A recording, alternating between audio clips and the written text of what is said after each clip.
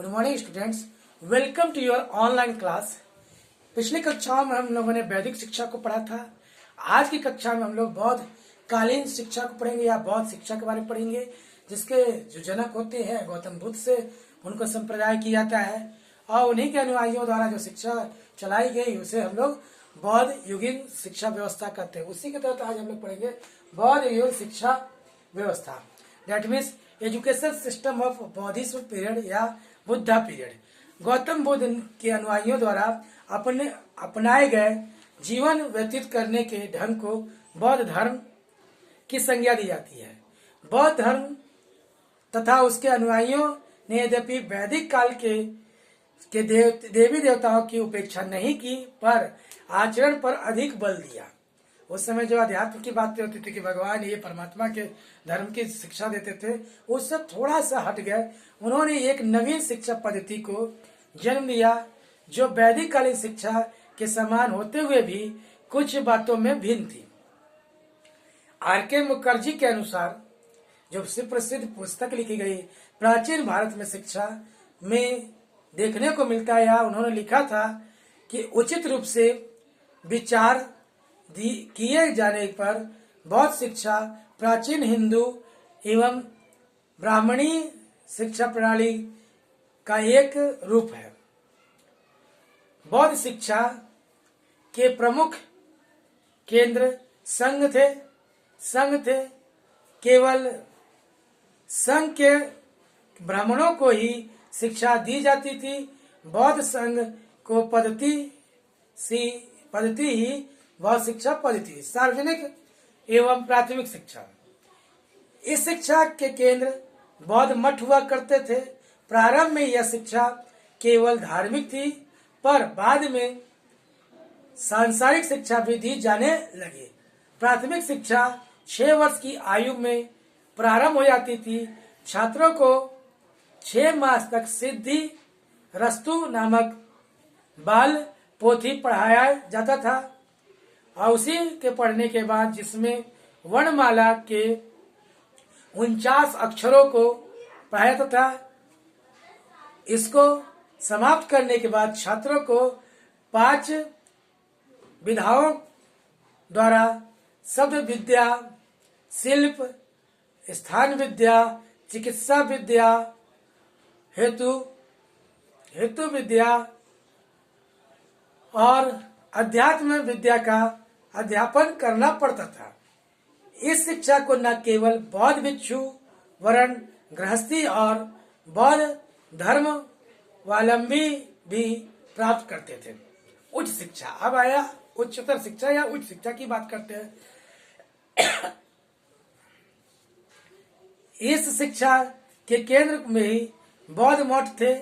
उच्च शिक्षा में अध्ययन के लिए विविध विषयों को और विशेषज्ञों का प्रबंध किया गया था। डेट मीन्स स्पेशलाइजेशन सब्जेक्ट वाले टीचर्स होते थे या कह सकते थे पढ़ाने वाले होते थे। छात्र व्याकरण, धर्म, ज्योतिष्य, डेट मीन्स एस्ट्रोलॉजी, दर्शन, औषधि विज्ञान आदि का अध्यापन करके इसमें से किसी एक विशेष योग्यता प्राप्त कर सकते थे। उच्च शिक्षा के प्रमुख केंद्र नालंदा, वल्मी, विक्रमशिला या विक्रमशील, जगदत्त, अनंतपुरी, मिथिला इत्यादि थे। बौद्ध शिक्षा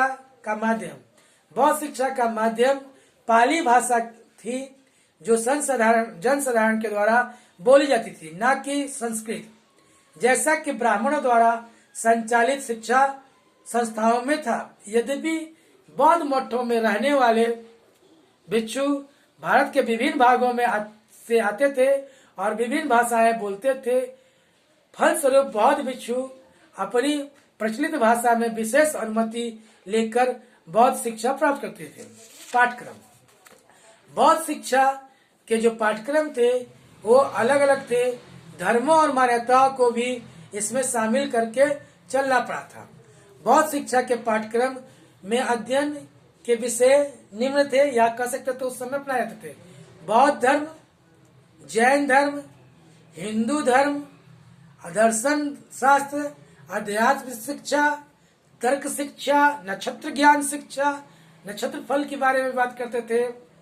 फल गणन शिक्षा यानी मतलब लोगों को परिणाम की खगोल विज्ञान, औद्योगिक विज्ञान, न्याय शास्त्र, राज्य व्यवस्था या कह सकते राज्य व्यवस्था एवं प्रशासन की शिक्षा, संस्कृत एवं पाली भाषा की शिक्षा। बौद्ध के पाठ्यक्रम केवल मानसिक शक्तियों के वर्चस्व हेतु प्रयासरत नहीं थी, बल्कि शारीरिक क्षमताओं और चारित्रिक सद्गुणों यानी चरित्र के सद्गुणों को भी प्राप्ति का साधन मानता था। अर्थात उस समय केवल मनोविज्ञान की बात नहीं करते थे, शारीरिक क्षमताओं को और चरित्र का मोरल एजुकेशन या कैरेक्टर को, एथिक को बढ़ाने के लिए भी बात करते थे। इस हेतु शिक्षा जो था बौद्ध पाठ्यक्रम में निम्नलिखित तथ्यों को भी उचित स्थान दिया गया, जिसमें से शारीरिक व्यायाम एक्सरसाइज की बात होती थी, फिजिकल एक्सरसाइज की बात करते थे, लेबर की बात करते थे, श्रम की बात करते थे, मल्ल युद्ध की बात करते थे, कुश्ती की बात करते थे, डैट मीन्स उस समय जो पहलवानी की बात होती थी उसकी बात करते थे, मुक्केबाजी की बात करते थे, रथ दौड़ की बात होती थी, घोड़ों की होती थी, और भी अन्य प्रतियोगिताएं जिसमें तीर धनुष विद्या प्रतियोगिताएं, जमीन में हल चलाना, फसल को उगाने की बात, और भी बहुत सारे ऐसी चीजें होती थी जो कि उनके शिल्पकार, हस्तकार और भी शारीरिक जिसमें यानी कि सक्षम लोग यानी कार्य कर सकते हैं, शारीरिक विकास की बात हो और चरित्र के सद्गुणों की बात हो, ऐसी शिक्षा की बात होती थी। शिक्षण विधि जो होती थी, टीचिंग मेथड, शिक्षण विधि मुख्यतः मौखिक थी। यहाँ भी रटने पर बल दिया गया, लेकिन रटने के बाद भी छात्रों को याद की गई बातों को मनन करना पड़ता था। वाद विवाद, विशेष विश्लेषण, व्याख्या और स्पष्टीकरण की विधियों का भी प्रयोग किया गया।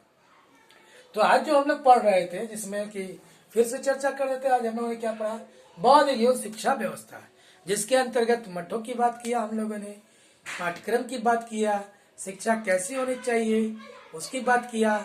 और कल जो हम पढ़ेंगे उसमें, कल जब हम पढ़ेंगे उसमें पढ़ेंगे हम लोग बौद्धकालीन शिक्षा की व्यवस्था के साथ साथ उसकी विशेषताएं। धन्यवाद।